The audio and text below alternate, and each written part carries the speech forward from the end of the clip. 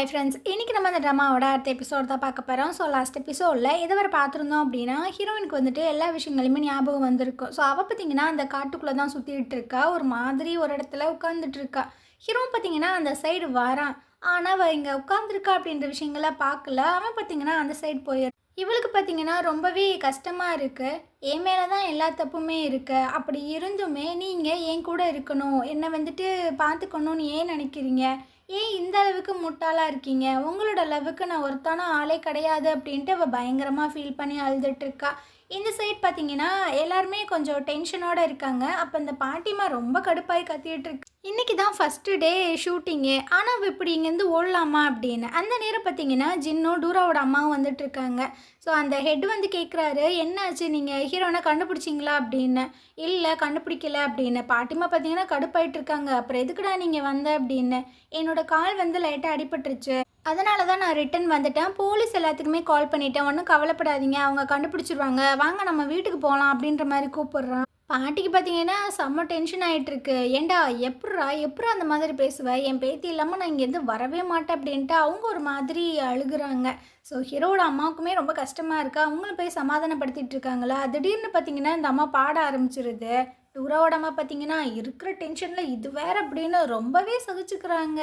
அந்த சைடு அந்த ஜோ இருக்கான்ல, அவன் தான் நம்ம ஹீரோயினை கண்டுபிடிக்கிறான். அவள் பார்த்தீங்கன்னா மயக்கம் போட்டே அங்கே விழுந்திருக்கா.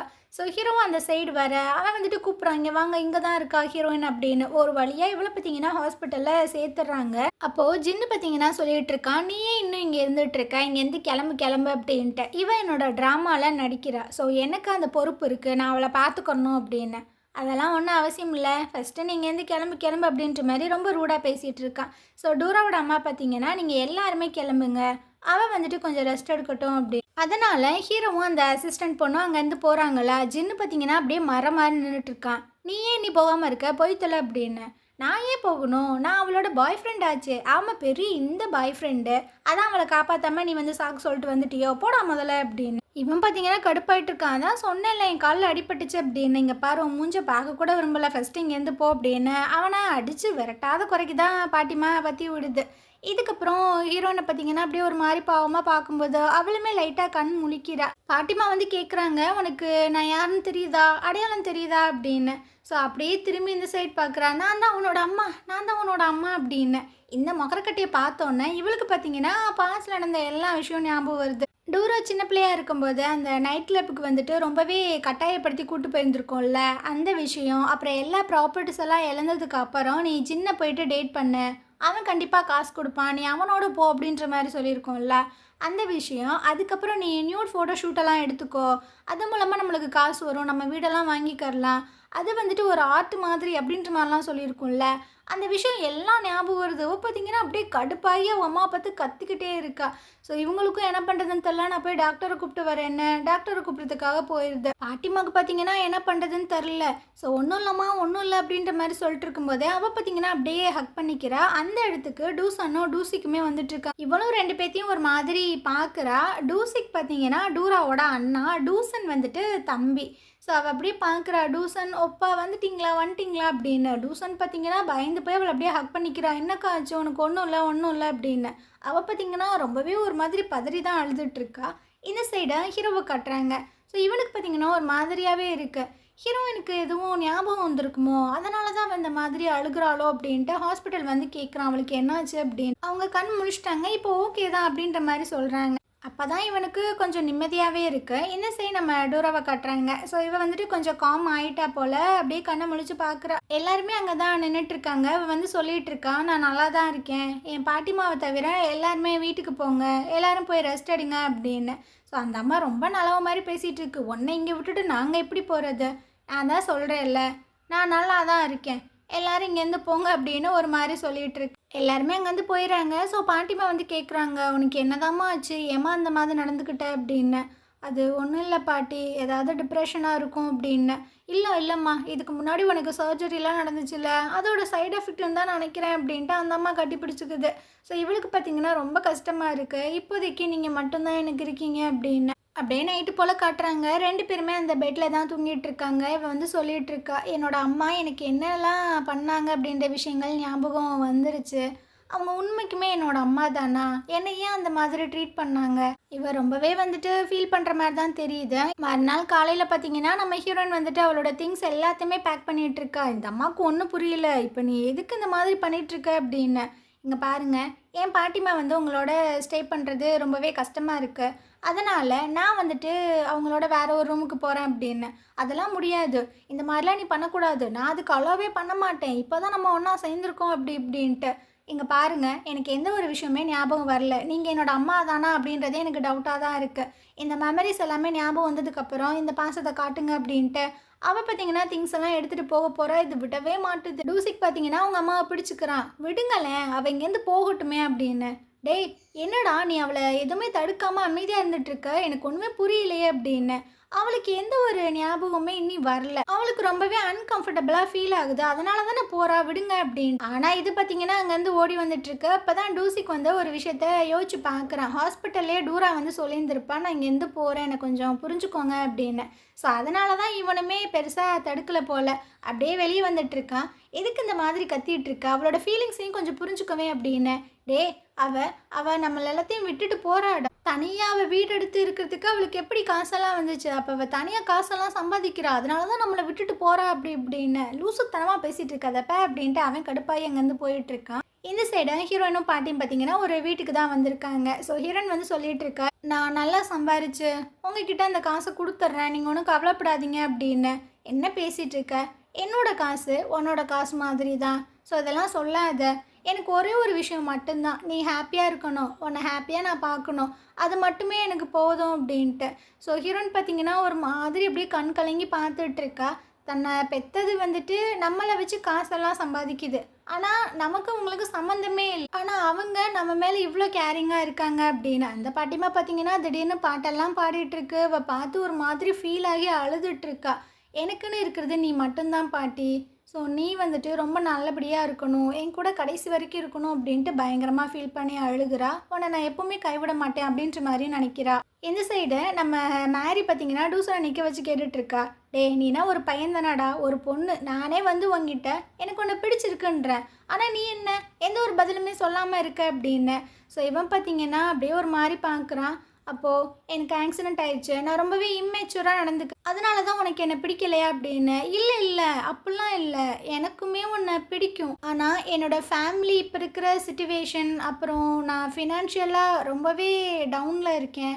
ஸோ ஒன்றை வந்துட்டு என்னால் அந்தளவுக்கு நல்லபடியாக பார்த்துக்க முடியாது. ஒன்றை யார் என்னை பார்த்துக்கிற சொன்னால், நம்ம 2 பேரும் லைஃப்பில் அங்கே ரொம்ப ஹாப்பியாக இருக்கலாம், அது மட்டும் போதும், நீலாம் என்னை பார்த்துக்க வேணாம் அப்படின்னு சின்ன பிள்ளைத்தனமாக பேசிகிட்டு இருக்கா. அது இல்லை, ஒரு பர்சனை ஒருத்தவங்களுக்கு பிடிச்சிருக்கு அப்படின்னா அவங்கள ரொம்ப நல்ல விதமாக பார்த்து சப்போர்ட் பண்ணோம், அதுக்கு காசு ரொம்பவே முக்கியம்.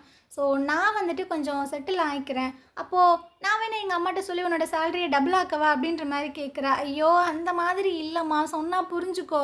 இப்போ பார்த்தீங்கன்னா ரொம்பவே ஃபீல் பண்ணி தான் சொல்லிகிட்டு இருக்கா. எனக்கு உண்மைக்குமே உன்னை ரொம்ப பிடிச்சிருக்கு, உன் கூடவே இருக்கணும்னு எனக்கு தோணுது அப்படின்னு. இவனுக்கு என்ன சொல்கிறதுன்னு தெரில, ஒரு மாதிரி ஃபீல் பண்ணி தான் அப்படியே ரூம்குள்ளே வந்துட்டு இருக்கான். அப்போது ஹீரோன்ட்லேருந்து கால் வருது. ஸோ இவனும் வந்து பார்க்குறான், இதுதான் உன்னோட ரூம், இதுக்கப்புறம் நம்ம எல்லாருமே ஒன்றா ஸ்டே பண்ண போகிறோம் அப்படின்னு. அவனுக்கு பார்த்தீங்கன்னா பயங்கர ஹாப்பியாகிடுது. உண்மையாவா, இது எனக்கா அப்படின்னு. இவ பார்த்தீங்கன்னா அப்படியே ஒரு மாதிரி எமோஷ்னல் ஆகிட்டுருக்கா. எனக்கு ஒன்றை நினைக்கும் போது தான் ரொம்பவே கஷ்டமாக இருக்குது. நீ வந்து இன்னும் ஸ்கூல் கூட முடிக்கலையில, கண்டிப்பாக வந்துட்டு உன்னை நான் நல்லபடியாக பார்த்துக்கிறேன் அப்படின்னு. இவன் ஷாக் ஆகிடுறான். உனக்கு உனக்கு எல்லா விஷயமே ஞாபகம் வந்துருச்சா, அப்போது நீ என்னோட டூரா தானா அப்படின்ட்டு. ஸோ இவனும் ஆமாம் ஆமாம் அப்படின்ற மாதிரி சொல்லும்போது அவனுக்கு பார்த்தீங்கன்னா பயங்கர அழுகையாக வந்துடுது. அப்படியே ஹக் பண்ணிக்கிறான். ஃபஸ்ட் டைம் நீ என்னை பார்க்கும்போது யாருனே தெரியாத மாதிரி நடந்துக்கிட்டியா, அது எனக்கு எவ்வளோ ஹர்ட்டிங்காக இருந்துச்சு தெரியுமா, எதுக்கு எதுக்கு நீ என்னை தனியாக விட்டுட்டு சாகிற அளவுக்கு போன அப்படின்னு. ஸோ இவளுக்கும் பார்த்தீங்கன்னா ரொம்பவே கஷ்டமாக இருக்குது, சொல்லிகிட்ருக்கா. எனக்கு ஞாபகங்கள் வந்துருச்சு அப்படின்றது டூசிக்குக்கும் சரி அம்மாவுக்கும் சரி தெரியாது, நான் இப்படியே இருந்துறேன் அப்படின்னு. எனக்கு புரியல நீ என்ன சொல்லிகிட்டு இருக்க அப்படி. என் மேலே ரொம்பவே தப்பான சில விஷயங்கள்லாம் இருக்குல்ல, அது எல்லாமே கிளியர் பண்ணிவிட்டு அதுக்கப்புறமா நான் தான் டூரா அப்படின்ற விஷயங்களை எல்லாருக்கிட்டையுமே சொல்கிறேன், அது வரைக்கும் கொஞ்சம் வெயிட் பண்ணலாம் அப்படின்னு. ஸோ இவனும் பார்த்தீங்கன்னா ஓகே, எனக்கு எந்த ஒரு பிரச்சனையுமே இல்லை, நீ எனக்கு கிடச்சிட்டு எனக்கு அதுவே போதும்க்கா அப்படின்ற மாதிரி சொல்கிறான். ஆனால் ஆனால் நீ சொல்லு, நீ சாகறதுக்கு முன்னாடி என்ன நடந்துச்சு, எதுக்கு நீ சாக போன, அதை நான் பின்னாடி சொல்கிறேன் அப்படின்னு. அப்போ பாட்டிமா பார்த்தீங்கன்னா டூசிக்க உள்ள கூப்பிட்ற சத்தம் கேட்குது. இதனால இவங்களும் கண்ணெல்லாம் தொடச்சிட்டு அங்கே வந்து உட்காந்துட்டு இருக்காங்க. இவ டூசன் கிட்ட மட்டும் ஏன் இந்த மாதிரி உண்மையை சொல்லியிருப்பா அப்படின்னா, இவங்க 2 பேரும் பார்த்தீங்கன்னா ஒரு அக்கா தம்பி மாதிரிலாம் இருக்க மாட்டாங்க. அதாவது ஒரு அம்மா பையன் அப்படின்ற ஒரு ரிலேஷன்ஷிப் தான் இருந்திருக்கும். ஸோ டூசன் பார்த்தீங்கன்னா நம்ம ஹீரோயின் மேலே அவ்வளோ பாசமாக இருந்திருப்பான், கேரிங்காக இருந்திருப்பான், அவளுக்காக என்ன வேணாலும் பண்ணலாம் அப்படின்ற மாதிரி ஒரு மைண்ட் செட்டில் இருந்திருப்பான். ஸோ அந்த விஷயங்களை நேராக பார்த்துருப்பா.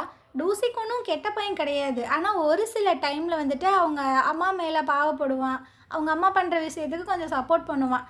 ஸோ அதனால் அவங்க அண்ணா கிட்ட வந்துட்டு சொல்லலை. மற்றபடி டூசிக்கு நல்ல பையன்தான்.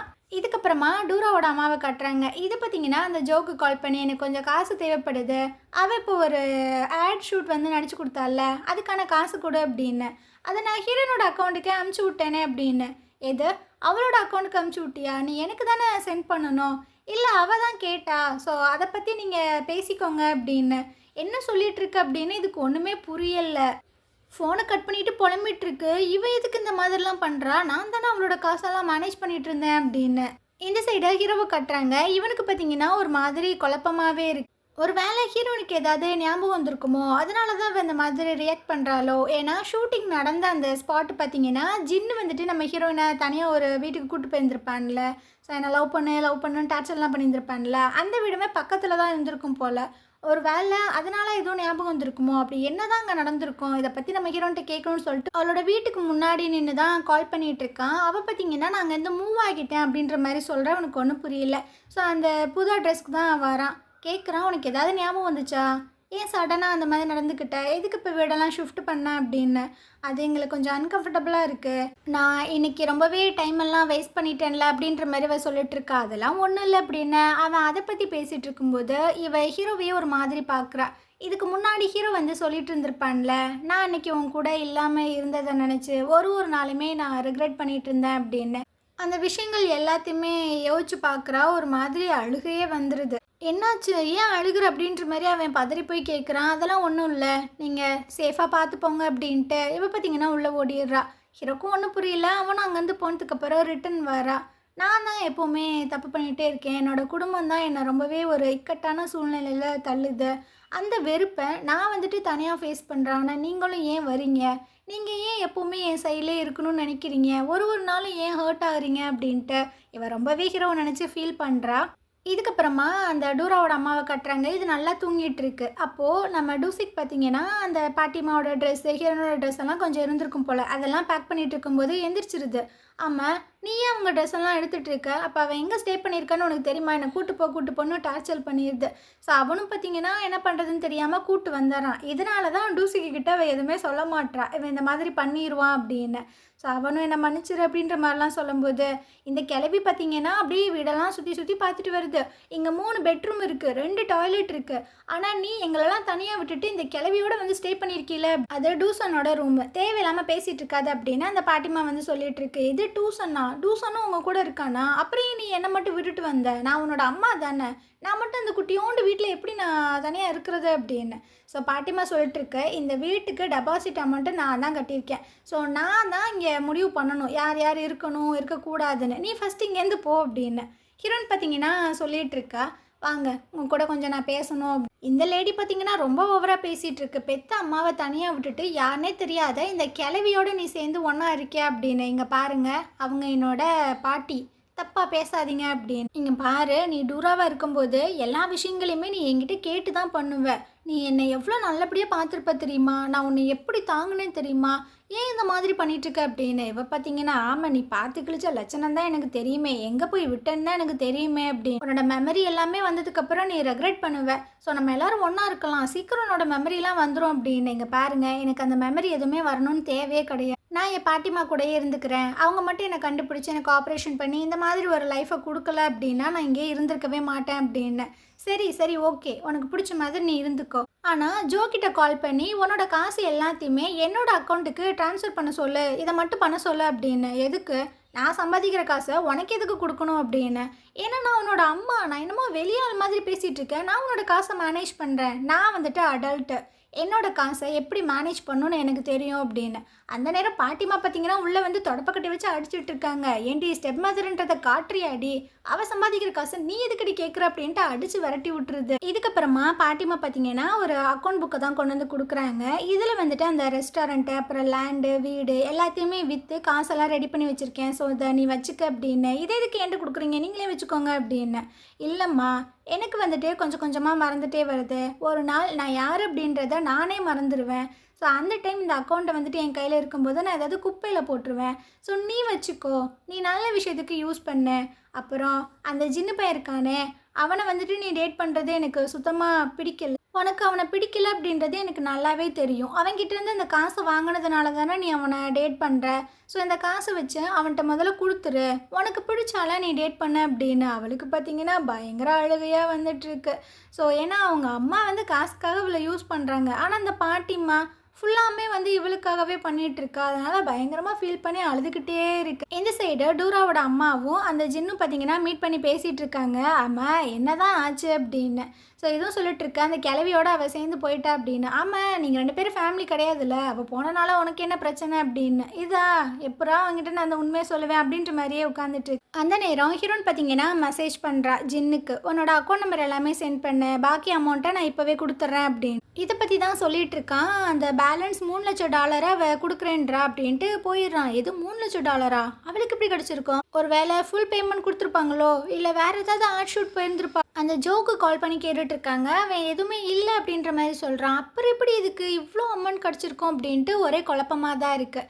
இந்த சைட் பார்த்தீங்கன்னா நம்ம ஹீரோனை மீட் பண்ணுறதுக்காக ஜின்னு வந்துடுறான். இவ பார்த்தீங்கன்னா சொல்லிட்டு இருக்கா, அவங்களோட அக்கௌண்ட் நம்பர் கொடுங்க, நான் காசை வந்து ட்ரான்ஸ்ஃபர் பண்ணி விட்டுரு அப்படின்னு. நீ ஏன் காசை பற்றி மட்டுமே பேசிகிட்டு இருக்க, எனக்கு அந்த காசெல்லாம் வேண்டாம், உன்னோட லவ் தான் எனக்கு வேணும். ஸோ இதை என்னோடய கிஃப்டாக வச்சுக்கோ அப்படின்னு ஒரு டைமண்ட் செயினை பார்த்தீங்கன்னா கொடுத்துட்ருக்கான். ஸோ நீயும் நானும் வந்துட்டு ரொம்ப சந்தோஷமாக இருப்போம். இந்த உலகத்திலேயே நான் ஃபஸ்ட்டு லவ் பண்ணது ஒன்று மட்டும்தான் அப்படி இப்படின்னு ஏதேதோ பேசிகிட்டு இருக்கான். இவளும் பார்க்குறான். இவன் வந்துட்டு திருந்தவே இல்லை, பாஸ்ட்லேயும் சரி இப்போவும் சரி இந்த மாதிரி ஐட்டங்களை கொடுத்து என்னை கரெக்ட் பண்ண தான் பார்க்குறான் அப்படின்னு. அந்த நேரம் தலையில் பார்த்தீங்கன்னா யாரோ தண்ணியை ஊற்றிட்டுருக்காங்க. யாரான்னு பார்த்தா அவ்வளோதான். ஏண்டா நாயே, நம்மளோட கல்யாண டேட்டெல்லாம் ஃபிக்ஸ் ஆகிடுச்சு, ஆனால் இப்போ நீ ஒருத்தையா டேட் பண்ணிகிட்ருக்கியா அப்படின்னு. இவனுக்கு என்ன பண்ணுறதுன்னு தெரில. அவள் பின்னாடியே போய் கெஞ்சிகிட்டு இருக்கான். இல்லைம்மா, நானும் அவளும் வந்துட்டு டேட்டெல்லாம் பண்ணலாமா, சொன்னால் புரிஞ்சுக்கோமா அப்படின்னு. அவள் காது கொடுத்து கேட்கல, அங்கேருந்து போயிட்டே இருக்கு. இந்த விஷயம் பார்த்தீங்கன்னா பாட்டிமாவுக்கு தெரிய வந்தா அது கத்திட்டு இருக்கு. அந்த நேரம் தான் ஜின்னு வருவானா. ஸோ அவனை பிடிச்சி கத்துன்னு கத்திட்டு இருக்கு. அந்த நேரம் தான் ஜூனா அவங்க ஹஸ்பண்டும் வராங்க. ஸோ அவர் இந்த விஷயத்த கேட்டு ரொம்ப கத்துறாரு. இந்த லட்சணத்தில் இவனை வேற நான் அடாப்ட் பண்ணி இந்த கம்பெனி தூக்கி இவன் கையில் கொடுக்கணும். இதுக்கப்புறமா டூரோட அம்மா பார்த்தீங்கன்னா ஹீரோனை மீட் பண்ணுறதுக்காக தான் வந்திருக்கு. அவளுக்கு கடுப்பாக இருக்குது இந்த மூஞ்சை பார்க்கறதுக்கு. அம்மா, நான் ஒரு விஷயம் கேள்விப்பட்டேன், ஜின்னுக்கிட்ட $3,00,000 வந்து நீ ரிட்டன் கொடுக்க போறியாமே, அவ்வளோ பெரிய காசு உனக்கே இது அப்படின்னு. என் பாட்டிமா கொடுத்தாங்க. பாட்டிமாவா அப்படின்ட்டு இது ஒரு மாதிரி ஷாக் ஆகிட்டுருக்கு. சரி, அவ்வளோ பெரிய அமௌண்ட்டை நீ என்கிட்ட கொடுக்க வேண்டியதானே, என்கிட்ட ஒரு வார்த்தை கூட சொல்லாமல் நீ ஏன் அவன்கிட்ட கொடுத்த அப்படின்னு. ஸோ இது பார்த்தீங்கன்னா அப்படியே பார்க்குது, நான் ஏன் அவன்கிட்ட கேட்கணும், ஏன்னா நான் உன்னோட அம்மா, நீ ஏன் இந்த மாதிரி பண்ணுற.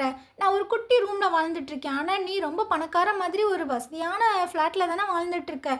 என்னை பற்றி நீ கொஞ்சம் கூட நினச்சி கூட பார்க்க மாட்டியா அப்படின்னு. இவன் பார்த்தீங்கன்னா அப்படியே பார்க்குறா. உங்ககிட்ட எல்லா காசையும் கொடுத்தனால தான் நாங்கள் எல்லாத்தையுமே இழந்தோம், உன்னை நம்பி தான் நான் செத்தே போனேன், திரும்பவும் நான் அந்த மாதிரி விஷயங்களை பண்ணுவேனா அப்படின்னு. அப்போது திரும்பவும் பாட்டிமா பார்த்தீங்கன்னா ஒரு விளக்கமாத்து கட்டி எடுத்துகிட்டு வந்து அதை அடித்து அங்கேருந்து பற்றி விட்டுருது. திரும்பவும் ஹீரோன் பார்த்தீங்கன்னா ஜின்னை மீட் பண்ணி அந்த செயின் அப்புறம் அந்த காசு எல்லாத்தையுமே கொடுத்துட்றா. என்ன எல்லாத்தையுமே கொடுத்து முடிச்சு விடலான்னு பார்க்குறியா அப்படின்னு. ஆமாம், நீ வந்துட்டு ஒரு பொண்ணை கல்யாணம் பண்ணுற அளவுக்கு எல்லாம் ஃபிக்ஸ் பண்ணிவிட்டு என்ன டேட் பண்ணுவேன், நான் வந்துட்டு உன்னை டேட் பண்ணுமா, நான் என்ன அந்த அளவுக்கு முட்டாளா, எல்லாமே முடிஞ்சு, இதுக்கப்புறம் உனக்கு எனக்கு எந்த ஒரு சம்மந்தமே இல்லை அப்படின்ற மாதிரிலாம் சொல்லிட்டு போயிடுறா. பார்த்தியா, அவளுக்கு எம்புட்டு கொழுப்பு. இவனால தான் என்னோட கல்யாணம் நின்று போச்சு, வீட்டில் 1008 பிரச்சனை, என்னை வந்துட்டு அவன் அடாப்டே பண்ண மாட்டான், அந்த கம்பெனியும் என்கிட்ட கொடுக்க மாட்டான். ஆனால் இவ பற்றியா எப்படி போகிறா அப்படின்ட்டு. ஆமாம், இந்த காசு இவ்வளோ காசு எப்படி அவளுக்கு கிடச்சிருக்கும், ஒரு வேளை இப்படி இருக்குமோ அப்படின்னு நேராக பார்த்தீங்கன்னா ஹீரோட்ட தான் வந்து கத்திட்டு இருக்கான். என்னப்பா, சிஇஓவாக இருந்தனால கம்பெனியில் இருக்கிற காசு எல்லாத்தையுமே எடுத்து வாரி கொடுத்துட்ருக்கீங்களோ, நீ தானே ஹீரோயினுக்கு இந்த $3,00,000 கொடுத்து என்னை பிரேக்கப் பண்ண சொன்னது, அதுக்கப்புறம் நீ அவளை கரெக்ட் பண்ணிக்கலான்னு பார்த்த அதானே அப்படின்னு. இவன் பார்த்தீங்கன்னா ஷாக் ஆயிடுறான். ஹீரோயின் உங்ககிட்ட காசு வாங்கினதுனால தான் உன் கூட டேட்டிங்கெல்லாம் வந்தாளா அப்படின்னு ஒரு மாதிரி ஷாக் ஆயிடுறான். ஸோ இந்த இடத்துல இந்த எபிசோடு முடியுது. நாளைக்கு நம்ம அடுத்த எபிசோடு பார்க்கலாம். இந்த ட்ராமா உங்களுக்கு பிடிச்சிருந்தது அப்படின்னா கண்டிப்பாக நம்ம சேனலுக்கு சப்போர்ட் பண்ணுங்கள். தேங்க்யூ.